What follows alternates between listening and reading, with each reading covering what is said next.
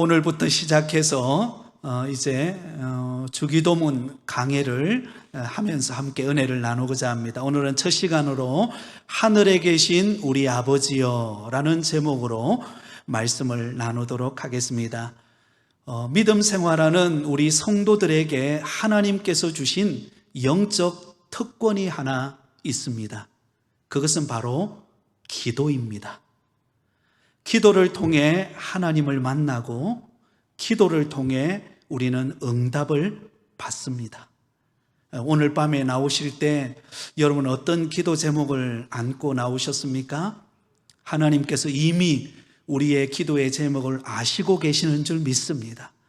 그리고 우리가 부르짖을 때 하나님은 응답하시는 역사가 있을 것입니다. 그래서 기도를 일컬어서 우리는 영혼의 호흡이다, 그렇게 말합니다. 여러분, 우리가 살아가면서 건강하게 살아가려면 호흡을 잘 해야 합니다. 마찬가지로 영적인 호흡인 기도가 살아있을 때 여러분, 우리는 능력 있는 믿음 생활을 할 수가 있는 것이죠.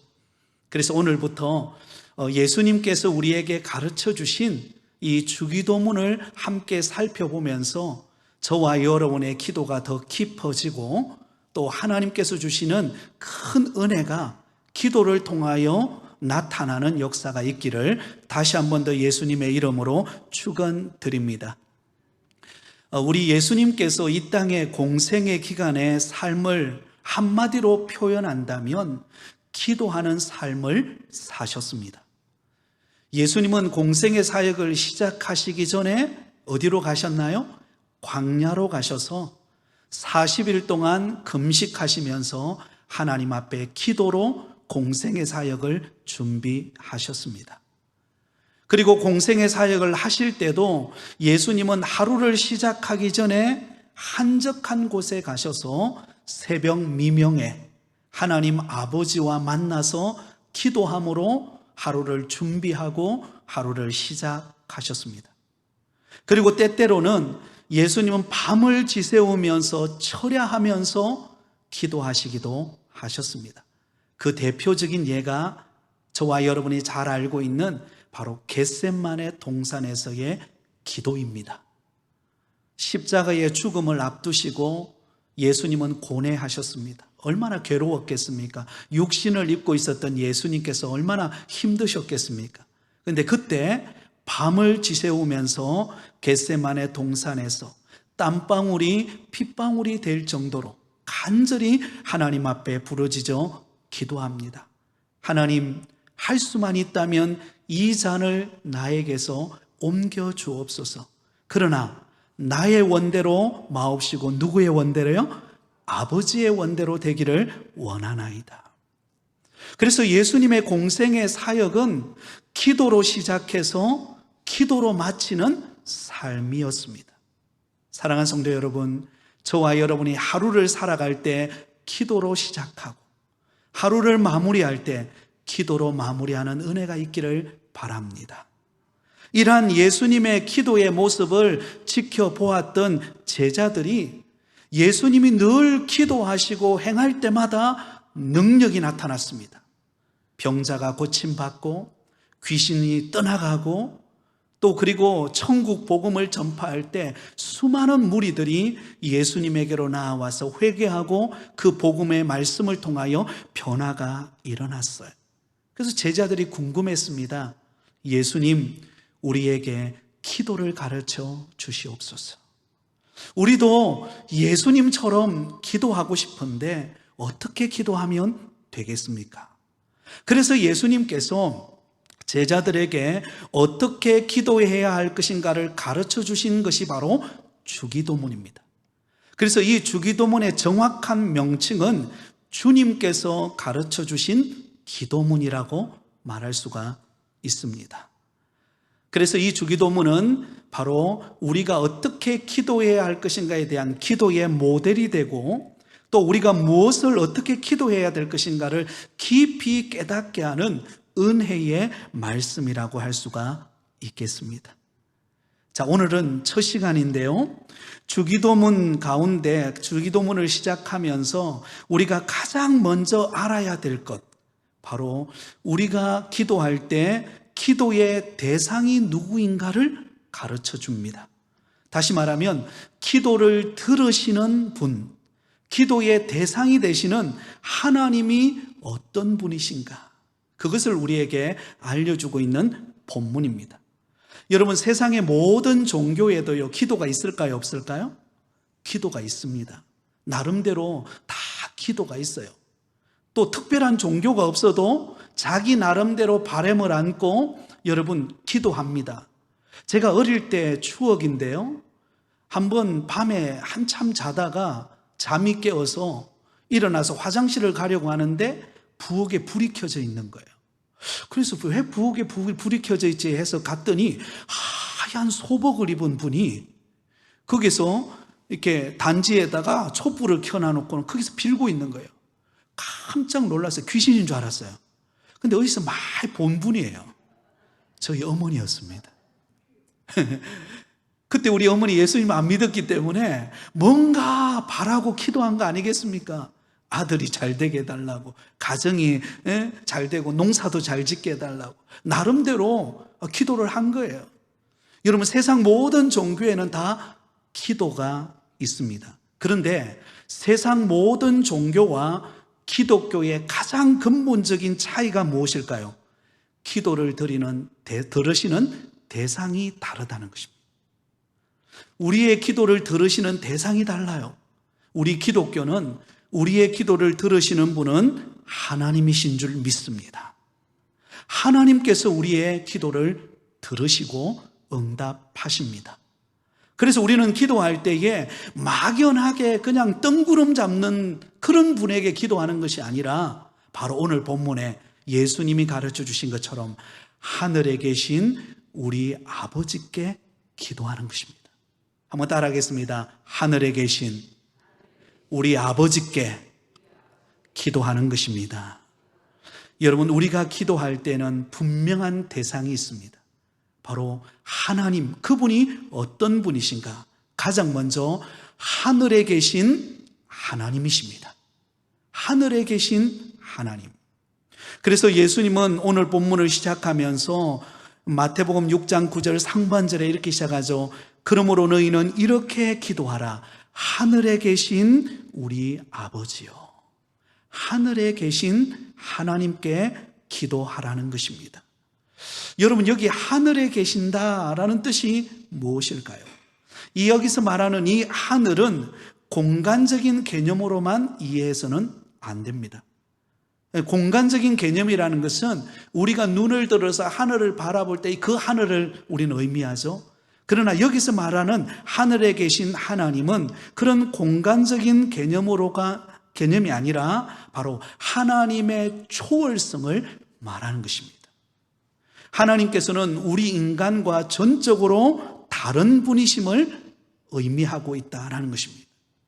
여러분, 우리 인간은 유한한 존재입니다. 그렇지 않습니까? 저와 여러분은 제한된 장소에서, 제한된 환경 속에서 제한된 인생을 살아가는 것이 우리 인간입니다. 그런데 우리가 믿고 섬기는 하나님은 어떤 분이세요?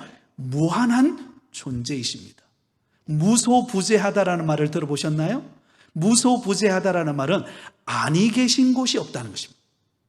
이곳에 예배드리는 이곳에도 계시고, 저와 여러분의 자녀들이 있는 그곳에도 계시고, 그리고 외국에도 계시고, 아니 계신 곳이 없는 모든 환경과 조건을 초월하신 하나님, 그 하나님이 하늘에 계신 것입니다. 여러분, 우리 인간은 여러분 지식의 한계가 있습니다. 여러분, 우리가 참 많이 배운 것 같아요, 그죠? 그런데 배워도 또 배워야 되는 게 인생 아닙니까, 그죠? 네, 이만하면 됐다 싶은데 막상 어때요? 살아가다 보면은요, 배울 게 너무 많아요. 요즘에는 유튜브 시대 아닙니까? 유튜브에도 배울 게 많더라고요. 네, 볼 것도 많고, 그죠? 네, 시간 가는 줄 몰라요. 그런데 여러분, 하나님은 어떤 분이신가? 전지전능하신 분이십니다. 다시 말하면 하나님은 모르시는 것이 없으시고 하나님은 못 해내실 것이 없는 초월하신 전능하신 하나님이십니다. 그 하나님이 어떤 분이세요? 하늘에 계신 하나님이시다라는 것입니다. 그러므로 여러분, 하늘에 계신다라고 하는 이 개념을 공간적인 개념으로만 우리가 이해하지 말고 하나님은 모든 주권과 통치와 그리고 다스리는 전능하신 하나님이신 것을 의미한다는 것을 우리 마음속에 새겨놓으시기를 바랍니다. 그러므로 저와 여러분이 드리는 그 기도를 들으시는 하나님은 어떤 분이세요?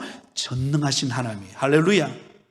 여러분, 만약에 누군가가 내게 찾아와서 어떤 어려움을 이야기했어요. 그러면 내가 들어줄 수 있는 게 있고 내가 들어줄 수 없는 게 있어요. 그렇잖아요.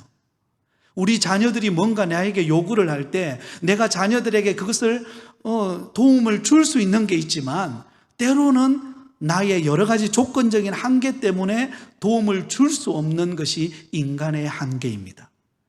그러나 우리의 기도를 드시는 하나님은 그 어떤 것도 초월하여 우리에게 전능하신 하나님께서 도우실 수 있고 응답하실 수 있고 우리에게 채워주실 수 있는 하나님이 우리 하나님이신 줄 믿으시기 바랍니다. 그것을 일컬어서 하늘에 계신 하나님이라는 의미입니다. 시편 115편 3절에 보면 이렇게 시편 기자는 노래합니다. 같이 읽습니다. 오직 우리 하나님은 하늘에 계셔서 원하시는 모든 것을 행하셨나이다. 아멘. 여러분, 시편 기자가 깨달은 은혜가 무엇입니까? 우리 하나님은 하늘에 계셔서 원하시는 모든 것을 행하실 수 있는 하나님이시다라는 것입니다. 능치 못할 일이 없으신 전능하신 하나님, 그 하나님을 경험한 거예요. 저와 여러분이 오늘날까지 신앙생활을 해오면서 그런 전능하신 하나님을 얼마나 많이 경험했습니까? 그죠? 지난날에 우리의 지난날 인생에 그 걸어왔던 신앙의 여정 속에 그 전능하신 하나님은 때를 따라 돕는 은혜를 주시고 우리가 갈급해하고 우리가 때로는 힘들어하고 그렇게 하나님 앞에 부르짖을 때마다 하나님은 우리의 필요와 여건과 환경을 열어주셨습니다. 그분이 바로 전능하신 하늘에 계신 하나님이신 줄 믿습니다. 저도 신대원 딱 들어갈 때요, 그 당시만 해도 저희 가정이 온전히 예수 믿는 가정이 아니었기 때문에 재정적으로 지원해 줄 수 있는 여건과 환경이 안 됐습니다. 그리고 또 신대원 들어가서 얼마 지나지 않아 결혼을 했기 때문에 여러 가지 어려운 여건과 환경이었습니다. 처음에 사례를 받았는데요, 20만 원을 사례를 받았어요. 전도사 때. 그 20만 원의 사례는요, 신대원에 왔다 갔다 오는 차비 비용밖에 되지 않는 거예요. 그런데 하나님께서 때를 따라 돕는 은혜로 그 과정 속에서 하나님이 공급해 주시고 또 그 어떤 어려움들을 이겨내게 하신 것들을 되돌아보면서 오늘까지 온 거예요. 그 하나님이 전능하신 하늘에 계신 하나님이신 줄 믿습니다. 아마 그 하나님은 저의 하나님일 뿐만 아니라 여러분의 하나님이시지 않습니까? 지금까지 지나오면서 광야의 길을 걸어갔던 이스라엘 백성들에게 하늘에서 만나가 내릴 줄 어떻게 알았어요? 그리고 여러분, 고기가 먹고 싶을 때 메추라기 떼가 쫙 비상해서 날아와가지고 여러분 탁 떨어질 때 얼마나 이스라엘 백성들이 그 신비감을 느꼈겠습니까? 그 하나님이 어떤 하나님이에요? 하늘에 계신 하나님이세요. 그 전능하신 하나님이 우리의 기도를 들으십니다. 시편 11편 4절에 이렇게 고백합니다. 같이 읽습니다. 여호와께서는 그의 성전에 계시고 여호와의 보좌는 하늘에 있으며 그의 눈이 인생을 통촉하시고 그의 안목이 그들을 감찰하시도다. 아멘. 여기도 시편 기자가 고백해요. 하나님께서는 성전에 계실 뿐만 아니라 하늘 전체가 하나님의 보좌세. 다시 말하면 아니 계신 곳이 없다는 것입니다. 그 하늘에 계신 하나님은 어떤 하나님이신가? 우리 인생을 통촉하시고 그리고 우리를 감찰하신대요. 우리의 형편을 감찰하시고 우리의 어려움이 무엇인지, 우리의 아픔이 무엇인지, 내 한계가 무엇인지 하나님은 아시고 감찰하시고 때를 따라 공급하시는 그 전능하신 하늘에 계신 하나님이 저와 여러분의 하나님이십니다. 시편 33편 13절에도 이렇게 고백합니다. 같이 읽습니다. 여호와께서 하늘에서 굽어보사 모든 인생을 살피시며, 하나님께서 하늘에서 우리를 다 내려다보신다는 것입니다. 그리고는 우리의 인생을 살피신대요. 우리의 형편, 우리의 사업장, 우리의 직장, 우리의 자녀들, 어느 곳에 있든지 하나님께서 그 형편을 다 살피시면서 은혜를 주신다는 것입니다. 여러분, 요즘에 이렇게 우리가 다니는 자연 환경들을 촬영할 때에 대부분이 드론이라고 하는 기계가 있죠, 그죠? 드론이라는 기계가 탁 이렇게 하늘로 떠서 이렇게 뭐 산과 들을 이렇게 비추면서 촬영을 해가지고는, 그리고는 우리에게 뭐 유튜브를 통해서 아니면 또 영상을 통해서 우리에게 보여줍니다. 우리가 걸어 다니면서 우리의 그 좁은 안목에서 보는 시선과 드론이 하늘을 날아다니면서 아래를 내다보면서 찍는 그 자연의 환경은 어떨까요? 굉장히 그 수준이 차이가 나요. 드론으로 찍은 그 사진을 보면 웅장하고요, 너무너무 그 계곡마다 흐르는 그 물소리와 환경들을 보면 너무 신비롭습니다. 하나님이 우리를 그렇게 굽여 살피신다는 것입니다. 하나님은 그런 하늘에 계신 하나님이신 줄 믿습니다. 그 하나님이 우리의 기도를 들으십니다. 우리는 한계가 있고 우리는 부족하고 우리 힘으로 해결할 수 없지만 하나님은 전능하셔서 우리 모든 것을 응답하실 수 있는 하늘에 계신 그 하나님께 오늘 기도한다라는 사실을 잊지 않기를 예수님의 이름으로 축복합니다. 또한 우리의 기도를 들으시는 하나님은 어떤 하나님이신가? 바로 아버지가 되시는 하나님이십니다. 한번 따라하겠습니다. 나의 아버지가 되십니다.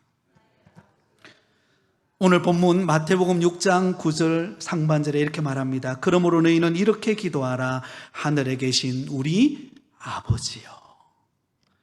여러분, 우리의 기도를 들으시는 하나님은 먼 곳에 계신 분이 아니라 우리 가까이에서 우리의 기도를 들으시는 친밀하신 아버지가 되십니다. 그러므로 기도는 아버지에게 드리는 자녀의 기도이자 대화입니다. 기도는 하나님과의 대화예요. 그것은 어떤 먼 거리를 안고 하는 기도가 아니라 자녀가 아버지와 친밀하게 나누는 대화, 그것이 기도입니다. 요즘에 저희 아들과 대화하는 시간들을 많이 갖게 됩니다. 저희 딸은 이렇게 부촌으로 직장을 구해서 가는 바람에 자주 이렇게 만날 수도 없고 가끔 카톡을 통해서 어떻게 지내느냐 뭐 그렇게 인사할 정도인데요. 근데 당연히 아들이 집에 있다 보니까 이렇게 자주 대화를 할 기회가 있습니다. 그러면요, 아들과 대화를 하다 보면은 때로는 아들이 어떤 일에 대해서 막 주장을 하면요, 아버지 입장에서도 저는 아버지지만 그 아들의 입장을 들어줄 때가 있어요. 아, 그래, 맞다, 그래. 내가 잘못 생각했네. 그리고는 그 아들의 입장을 받아들이게 되고 또 대화하는 것을 느끼면서 더 친밀해지는 것을 느낄 수가 있습니다. 사랑하는 성도 여러분, 우리의 기도를 들으시는 하나님은 먼 곳에 계신 분이 아닙니다. 우리 가까이에서 우리와 대화하시는 바로 그 친밀하신 아버지신 것을 잊지 마시기를 바랍니다. 우리의 아버지시기 때문에 어떨까요? 우리의 속사정을 아세요. 다른 사람은 잘 모릅니다. 여러분, 우리가 교회당에 올 때 화장을 하고 옷을 예쁜 옷으로 갈아입고 그리고 교회당에 오면은요, 다 예뻐 보여요. 다 문제 없는 것처럼 보입니다. 근데 여러분, 속을 딱 들여다보면은요, 아픔이 없는 사람이 없고 여러 가지 걱정거리가 없는 사람이 없고 다 나름대로 그 가정만이 가지고 있는 속사정이라는 게 있습니다. 그런데 그 속사정을 누가 가장 잘 이해할까요? 다른 사람 이해 못합니다. 오직 나의 아버지가 되시는 하나님이 가장 잘 아세요. 내 아픔이 무엇인지, 내 눈물이 무엇인지, 내 고통이 무엇인지 가장 가까이에서 느끼는 그 아버지가 제일 잘 압니다. 저에게는 6남매가 있습니다. 근데 그 6남매 중에 저희 아버지가 가장 애틋해하고 가장 안쓰러워하고 가장 가까이 두는 이 사람이 있어요. 바로 제 위에 있는 형입니다. 그 형은 육신적으로도 많이 아픔이 있고 또 정서적으로도 아픔이 있는 형입니다. 그러니까 누가 가까이 있는가? 아버지가 그 아들을 가장 가까이 있어요. 그래서 아버지는 다른 아들은 잘 안 챙겨도 그 아들만큼은 늘 챙깁니다. 저희들은 자주는 못 가지만 그래도 가서 명절이라든지 아니면 생신 때라든지 가서 만나고 어떻게 지내셨냐고 그렇게 하고는 용돈도 드리고 그렇게 하지만 아버지의 관심은 누구에게 있는가? 그 아들에게 있는 거예요. 왜? 그 아들이 가장 약하니까. 그 아들이 가장 아프니까. 사랑하는 여러분, 우리의 속사정을 아는 분 다른 사람 모릅니다. 안다고 해도 그 속마음 다 알아주지 못합니다. 내 남편이 다 알아줄까요? 내 자녀가 다 알아줄까요? 그런데 내 아버지 하나님은 다 아십니다. 그 아버지는 내 아픔과 내 속사정을 아셔서 때를 따라 돕는 은혜로 우리에게 찾아오시는 분이십니다. 그러면 여러분, 우리는 기도할 때 어떤 고백이 많아야 될까요? 아버지라는 고백이 많아지기를 바랍니다. 아버지, 내가 왔습니다. 아버지, 나를 도와주세요. 아버지, 내 아픔 아시죠? 목회하다 보면 그런 분이 계시더라고요. 기도할 때에 가슴을 막 치는 거예요. 때로는 기도가 나오기는 나오는데 기도가 잘 나오지 않아가지고 가슴을 치면서 아버지 하시는 분들이 기도할 때 보면 있어요. 또 그런 분들은 성도님들에게 혹시나 피해 줄까 봐 다 성도님들이 나가고 난 다음에 마지막 홀로 남아서 가슴을 치면서 아버지라고 부르며 기도하는 것을 듣습니다. 그러면서 저는 지나가면서 기도가 되는 거예요. 하나님 아버지, 저 권사님, 저 집사님, 저 장로님의 그 눈물, 그 아픔, 그 속사정 아시지요? 하나님 아버지 도와주세요. 사랑하는 여러분, 우리의 속사정은 하나님만 아십니다. 그러므로 오늘 이 밤에 저와 여러분의 모든 마음에 있는 것들을 내어놓고 아버지 되시는 하나님 앞에 마음껏 울부짖는 여러분 되기를 예수님의 이름으로 축복합니다. 그 아버지는 어떤 분이세요? 로마서 8장 32절에 이렇게 말씀합니다. 우리 같이 읽습니다. 자기 아들을 아끼지 아니하시고 우리 모든 사람을 위하여 내주시니가 어찌 그 아들과 함께 모든 것을 우리에게 주시지 아니하겠느냐. 여러분, 우리 아버지 하나님은 어떤 분이세요? 우리를 사랑해서 우리를 구원하여 하나님의 택한 자녀 삼으시기 위해서 하나님은 독생자 예수 그리스도를 아낌없이 내어주신 우리의 아버지가 되십니다. 가장 사랑하는 독생자 예수 그리스도를 내어주신 하나님 아버지께서 우리에게 무엇을 주시지 않겠느냐? 여러분, 떡을 달라는데 돌을 줄 부모가 누가 있으며 생선을 달라고 하는데 뱀을 줄 그런 부모가 어디 있느냐? 아무리 악한 부모라도 좋은 것을 자식에게 줄 알거든. 하물며 너희 아버지일까 보네. 하나님은 저와 여러분에게 가장 좋은 것을 주시기를 원하시는 저와 여러분의 아버지이십니다. 오늘 이 밤에 그 아버지의 이름을 마음껏 부르며 기도하여 응답받는 시간 되시기를 예수님의 이름으로 축원드립니다. 마지막입니다. 우리의 기도를 들으시는 하나님은 우리의 하나님이십니다. 한번 따라해 볼까요? 우리의 하나님이십니다. 여러분, 우리가 믿고 섬기는 하나님은 나의 하나님이세요. 나의 아버지시고 내 능력의 주님이시고 나를 구원하신 분이시고 나와 영원히 동행하시는 하나님 아버지십니다. 그러나 크게만 멈춘 하나님이 아니라 하나님은 우리의 하나님이십니다. 다시 말하면 하나님의 자녀된 공동체의 하나님이시라는 것입니다. 그러면 여러분, 하나님을 우리가 아버지라고 부르고 우리가 서로를 뭐라고 부르죠? 형제 자매라고 그렇게 부르죠.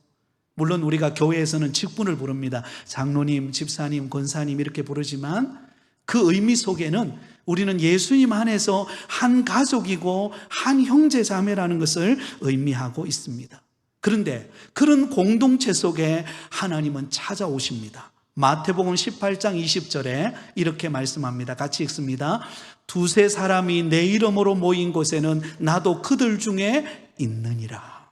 한 사람에게 있는 곳에 혼자 기도할 때만 하나님이 찾아오시는 것이 아니라 두 사람, 세 사람, 여러 사람, 또 우리 공동체 함께 모여 기도하고 함께 하나님의 은혜를 구할 때 그곳에 하나님이 임재하셔서 그 부르짖는 그 합심 기도를 하나님이 들으시고 그 가운데 역사하시는 하나님이세요.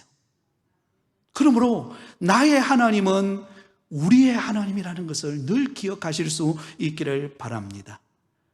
이 은혜를 기억하지 못할 때 어떤 일이 발생하는가 하면 편협한 민족주의에 빠지게 됩니다. 예를 들면 유대인들은 하나님을 이해할 때 어떤 하나님으로 이해했을까요? 나만의 하나님, 우리 민족만의 하나님으로 이해를 했어요. 그래서 이스라엘 민족, 유대인이 아닌 다른 이방인들을 어떻게 바라보았는가? 지옥에 들어갈 불쏘시개로 봤어요. 하나님이 택한 민족은 우리밖에 없다. 나의 민족, 유대인들만이 유일하게 구원받는 민족이고 다른 이방인들은 지옥불에 그 불타는 불쏘시개에 지나지 않는다. 그 편협한 사고식을 가졌습니다. 그런데 하나님은 그걸 깨트리시죠. 그게 아니다. 나는 열방의 하나님이다.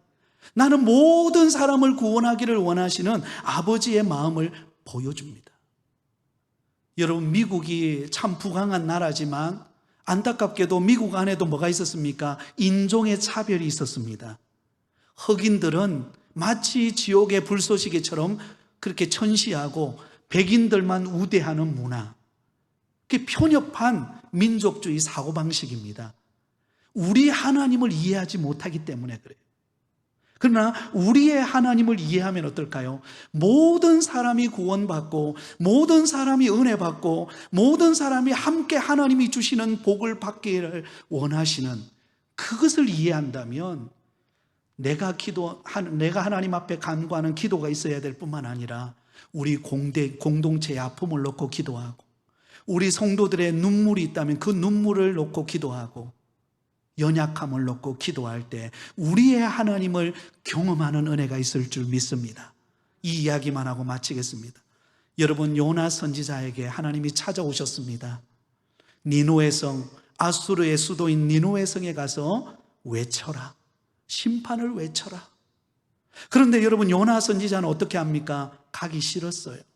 왜냐하면 이 니누의 성, 아수르의 수도인 니누의 성은 아수르라고 하는 민족이 이스라엘 민족을 끊임없이 괴롭히는 민족이었거든요. 원수였거든요.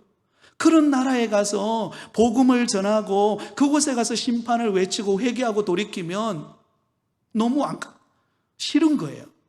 그래서 여러분, 그가 다시소로 가는 배를 타고 도망갑니다. 그때 하나님이 그를 추적해 가죠. 그리고는 그를 바닷속에 빠뜨려서 물고기 뱃속에 넣었다가 3일 만에 끄집어내가지고는 다시 그 니누의 성으로 가게 합니다. 가서 그가 뭐 성의를 가지고 한 것도 아니에요. 가서 그냥 심판을 외쳤어요. 근데 이게 웬일입니까? 니누의 성 사람들이 회개하고 돌이키고 금식하면서 그렇게 하나님 앞에 자복하는 일이 일어납니다. 그 장면을 보고 요나 선지자가 싫었어요. 그래서 어떻게 합니까? 박넝쿨 아래에 탁 들어가가지고는 그늘에서 그냥 쉬고 있었습니다. 하나님이 그 박넝쿨을 벌레로 갉아먹어버리게 만듭니다. 그때 하나님이 깨달게 하신 은혜가 있습니다. 요나서 4장 10절 11절입니다. 우리 같이 읽습니다. 여호와께서 이르시되 내가 수고도 아니하였고 재배도 아니하였고 하룻밤에 났다가 하룻밤에 말라버린 이 박넝쿨을 아꼈거든. 하물며 이 큰 성읍 니느웨에는 좌우를 분별하지 못하는 자가 12만여 명이요 가축도 많이 있나니 내가 어찌 아끼지 아니하겠느냐 하시니라. 비록 여러분 이스라엘 민족과 원수된 아수르 나라지만 하나님은 그 나라도 회개하고 구원받기를 원하시는 것입니다. 하나님은 이스라엘 민족만의 하나님이 아니라 전 열방의 하나님이세요. 저와 여러분의 하나님은 우리 교회의 하나님이시고 이 금정구의 하나님이시고 부산 땅과 이 대한민국과 열방의 하나님이신 줄 믿습니다. 그래서 우리는 열방을 위해 기도해야 합니다. 그래서 우리는 복음이 전파되어서 잃어버린 영혼이 회개하고 주께로 돌아오기를 위하여 우리는 기도해야 합니다. 왜냐하면 우리의 하나님이시기 때문에. 말씀을 맺습니다. 사랑하는 성도 여러분, 하나님은 우리에게 가장 좋은 것을 주시기 위해서 기도의 자리로 오늘 초청해 주신 줄 믿습니다. 그 하나님은 모든 만물과 환경을 초월한 전능하신 하늘에 계신 하나님이십니다. 그리고 우리의 마음을 아시는, 우리의 아픔을 아시는, 그 아픔을 치유해 주시고 응답해 주시기를 원하시는 아버지 하나님이십니다. 그리고 우리 모두의 기도에 소리를 들으시고 응답하시기를 원하시는 우리의 아버지 하나님이신 줄을 믿고 오늘 이 밤에 기도하며 깊이 아버지와 만나는 은혜의 시간이 되시기를 예수님의 이름으로 축복드립니다.